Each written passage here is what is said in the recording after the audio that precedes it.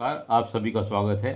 आज इस वीडियो के द्वारा मैं मुजफ्फरपुर से किसी ने अपने बेटे के विवाह व संतान के बारे में प्रश्न किया है, उसकी डिटेल भेजी हुई है। उनके द्वारा भेजी गई डिटेल के अनुसार उनका कर्क लगन, बेटे का कर्क लगन है और ग्रह स्थिति इस प्रकार है। लगन में सूर्य, बुध, मंगल, शुक्र हैं, दूसरे भाव में राहु है, अष्टम भाव में केतु है और ये आपका 9वां भाव है, इसमें गुरु हैं, 10वें भाव में शनि और चंद्रमा है। ये उनकी ग्रहों की कुंडलों की स्थिति है। देखिए, आपके पुत्र का जन्म कर्क लगन तथा अश्विनी नक्षत्र के प्रथम चरण में हुआ है। यदि जन्म के समय अश्विनी नक्षत्र या मूल नक्षत्रों की शांति नहीं कराई है तो अब करा लें। तरक्की में, कार्यों में जो व्यवधान आ रहे हैं वो दूर होंगे। जन्म राशि आपकी बच्चे की मेष है और कुंडली में 10वें भाव में चंद्रमा के साथ शनि बैठे हुए हैं, जो विष योग बना रहे हैं, जो अच्छा योग नहीं होता है। सभी इसके अलावा राहु और केतु के बीच सभी ग्रह आ रहे हैं, तो कुंडली में कालसर्प योग भी बना हुआ है। मंगल लगन में है, जो आपके बेटे की कुंडली को मंगली बनाता है और मंगल भी नीच का है, जिस कारण मंगल योग है। तथा लगन में सूर्य और मंगल विवाह में विलंब देते हैं और शनि की भी दृष्टि है, वो भी विवाह में विलंब देते हैं। कुंडली में सूर्य और मंगल लगन में अंगार दोष बताते हैं। कुंडली का जो कारक भाव है वो मंगल है, मंगल में इनके सब कार्य होंगे। वैसे गुरु भाग्य स्थान में स्वग्रही बैठे हुए हैं और संतान भाव को देख रहे हैं, इसलिए इनके पुत्र योग अवश्य है। कुंडली में लगन में सूर्य शुक्र मान प्रतिष्ठा देते हैं, सम्मान देते हैं, अच्छा योग होता है। सूर्य बुध लगन में बुधादित्य योग बना रहे हैं। बुध शुक्र जो लगन में बैठे हुए हैं, ये बहुत अच्छा योग है इनकी कुंडली में।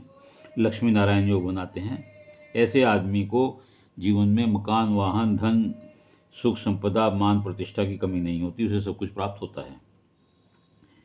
विवाह अवश्य देरी में होता है, कभी कभी रिश्ता होकर छूटने की भी संभावनाएं बन जाती हैं। सूर्य, बुध, शुक्र, मंगल, शनि, इन सब का जो है सप्तम भाव पर दृष्टि पड़ रही है। इन सब की चारों की सप्तम भाव पर पड़ रही है और शनि की पड़ रही है, तो ये सब विलंब कारक हैं।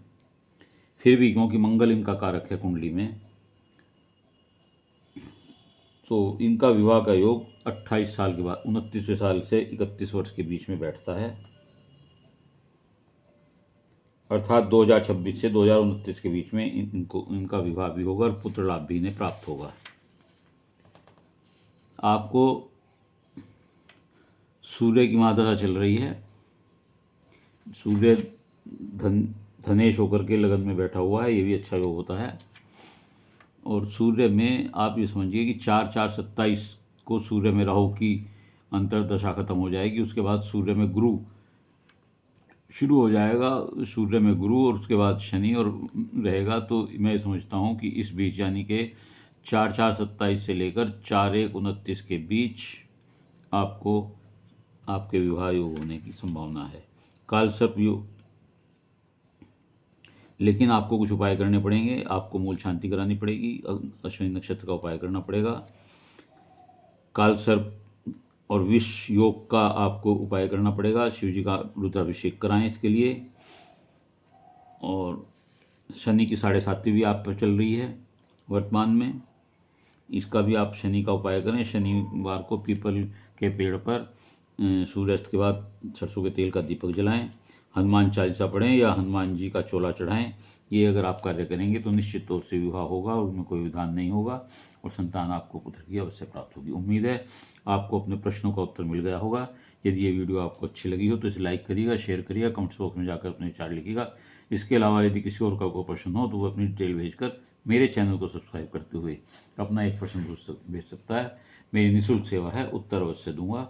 यदि किसी को कोई व्यक्तिगत सवाल जो आप इसमें चैनल पर नहीं देखना चाहते हैं और व्यक्तिगत रूप से बात करके पता करना चाहते हैं, तो मेरे इस पर दिए गए व्हाट्सएप पर जो मोबाइल नंबर दिया गया है उससे संपर्क करके आप उसका तरीका जान सकते हैं। धन्यवाद।